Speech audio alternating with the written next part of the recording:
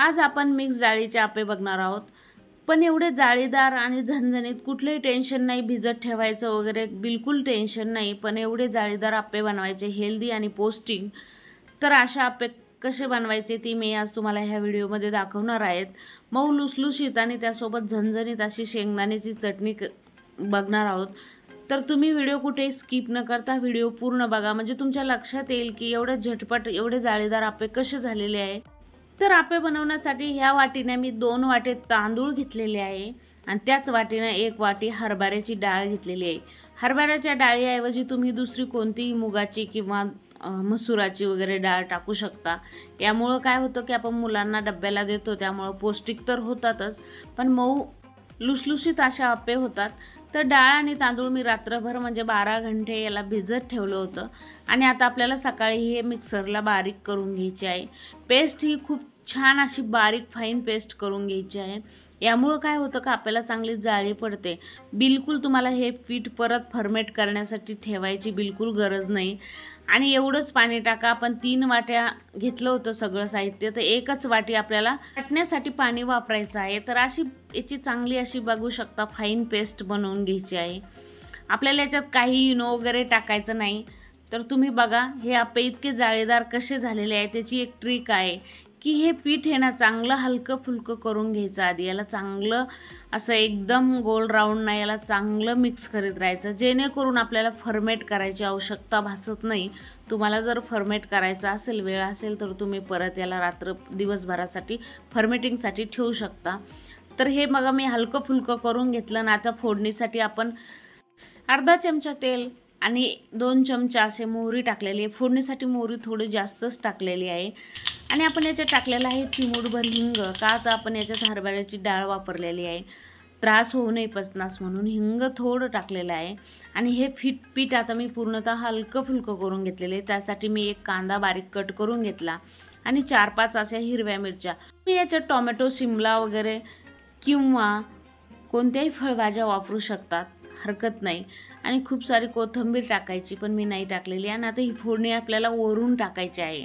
बिलकुल हळद वगैरे टाकू नका, असेच व्हाईट आप्पे इतके छान लागतात। आणि असं हे सर्व जिन्नस आपल्याला चांगली एकजीव करून घ्यायची, चांगली मिक्स करून घ्यायची। आपण पीठ खूप हलकं केलेलं आहे, खूप वेळा असं मिक्स करून करून याला हलकं फुलकं बनवलेलं आहे पिठाला।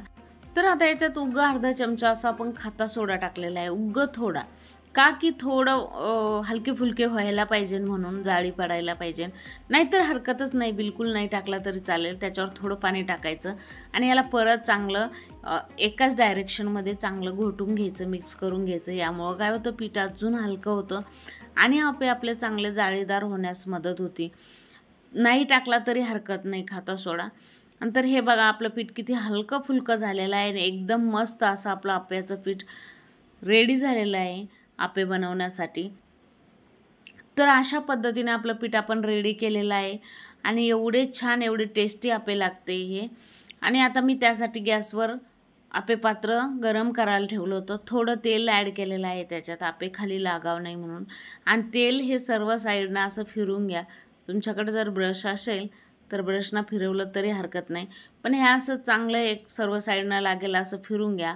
आणि आप्पे टाकताना अगोदर साईडनं टाका, म्हणजे मध्ये जाळ लागतो, त्यामुळं मधले आप्पे जास्त लवकर करपतात किंवा जळतात, भाजतात। तर अशा पद्धतीने याला अगोदर सर्व साईडनं असं सोडून घ्यायचे आप्पे, नंतर मधल्या भागी यायचं।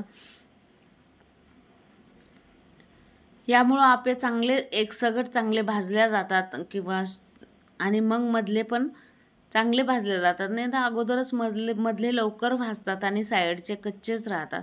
त्यामुळं सगळे टाकून झाल्यावर आपल्याला मध्ये टाकायचं आहे, साईडनं अगोदर टाकायचं। हे सर्व आपण आता आप्पे पात्रामध्ये टाकून घेतलेलं आहे, बघू शकता तुम्ही। गॅस मिडियम फ्लेमवरच ठेवायचा आहे आणि आता आपल्याला याच्यात 5 मिनिटासाठी झाकण ठेवायचं आहे। खालच्या साईडनं सगळं शॅलो फ्राय झालं पाहिजे, कारण आपण तेल टाकलेलं आहे आणि वाफेवर पण चांगलं आतून शिजल्या गेलं पाहिजे। बघू शकता तुम्ही आप्याचा कलर इतका जबरदस्त आलेला आहे। आप्पे दुसऱ्या साईडनं टाकताना पण अगोदर मधलेच आप्पे साईडनं हे करायचे आणि नंतर कडेचे करायचे। त्यामुळं काय होतं की मधले जास्त शेकल्या जाते, कलर एकदम चेंज होतो। आणि बघू शकतो तुम्ही आप्याचा कलर किती झक्कास आलेला आहे, गोल्डन ब्राउनिश कलर आलेला आहे. बिलकुल काही न वापरता नुसतं डाळ आणि तांदूळ वापरलेले आहे, पण आपे खायला इतके मऊ लुसलुशीत झालेले आहे. आणि थोडं खालची बाजू शेकण्यासाठी पण थोडं तेल वापरायचं आहे. आणि अशा पद्धतीने चांगले पण आपे शालो फ्राय करून घ्यायचे. परत थोडा वेळ झाकण ठेवायचं की दोन्ही साईड पण कच्चसरपणा राहिला नाही पाहिजे, म्हणून दोन्ही साईडनं पण 5-5 मिनटं झाकून ठेवलं की आतून चांगले शिजल्या जातात ते वाफेमुळं. तर हे बघा, आपली ही बॅच पूर्ण तयार झालेली आहे. आपे होऊन तयार झालेले आहे. आता आपण एका ताटामध्ये अशा पद्धतीने याला काढून घेऊया. चांगले भाजले गेलेले आपे बघू शकता तुम्ही. आणि झटपट तुम्हाला जर मुलांना डब्यासाठी वगैरे द्यायचे असेल तर खूपच झटपट होणारी अशी रेसिपी आहे. तर हे बघा, आपले आपे बनून तयार झालेले आहे. आणि बघा कलर किती अप्रतिम आलेला आहे. बघू शकता अशा पद्धतीने आपले आपे बनवून तयार झालेले आहे. आणि आपण आता सर्व करून घेऊया. त्यासोबत मी झणझणीत अशी शेंगदाण्याची चटणी केलेली आहे. शेंगदाणे चांगले भाजून थोडं डाळवर टाकून त्याची चटणी बनवलेली आहे. बघा आपले आपे किती जाळीदार असे एकदम खुसखुशीत असे बनलेले आहे. हे बघा किती जाळी पडली. आपण एकदम थोडासा खाता सोडा टाकलेला आहे तरी आपल्याला खूप जास्त अशी जाळी पडलेली आहे, कारण पीठ आपण खूप चांगलं मिक्स करून घेतलं होतं, हलकं फुलकं बनवून घेतलं होतं.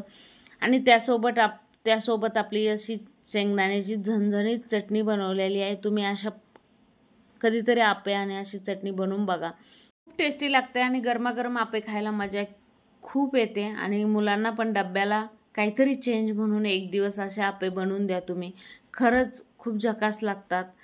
आणि बघा तुम्ही, आपल्याला इतकी जबरदस्त अशी जाळी पडलेली आहे. हे बघा तुमच्या समोर आहे, आप्याची जाळी इतकी जबरदस्त आहे. आतून मस्त शिजल्या गेले, कांदा पण चांगला शिजल्या गेलेला आहे. तुम्हाला जर माझी व्हिडिओ आवडला असेल किंवा माझी रेसिपी आवडली असेल तर माझ्या व्हिडिओला नक्कीच लाईक करा, शेअर करा आणि सबस्क्राईब जरूर करा. अशाच नवीन नवीन व्हिडिओ मी तुमच्यासोबत रोज शेअर करत जाईन.